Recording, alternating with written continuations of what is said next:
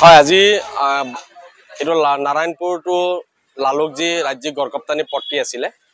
এই পট্টুত প্ৰায় প্ৰকাণ্ড ৩-৪টামান গাঁত আছিলে, যিটো গাঁতত কেইবাটাও এক্সিডেণ্ট সংঘটিত হৈছিলে।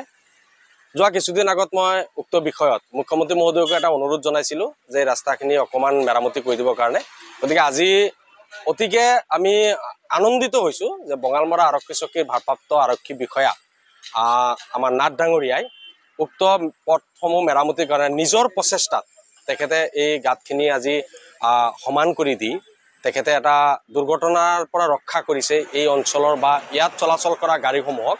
গতিকে সঁচাকৈ মই এজন এই বঙালমৰাবাসী ৰাইজ হিচাপে মই অন্তৰৰ পৰা তেখেতক ধন্যবাদ আৰু কৃতজ্ঞতা জ্ঞাপন কৰিছোঁ যে তেখেতৰ এনেকুৱা মানৱীয় দৃষ্টিভংগী, তেখেতে আজি যিসকল মানুহ ইমান এটা ব্যস্ততাৰ মাজত থাকিও তেখেতসকলে সঁচাকৈ অপৰাধীৰ পিছত ঘূৰোঁতে তেওঁলোকে সময় নাথাকে, কিন্তু তাৰ মাজতো আজি তেখেতে এই ৰাস্তাসমূহ মেৰামতি কৰি দিয়াত যথেষ্ট ৰাইজৰ উপকাৰ হৈছে।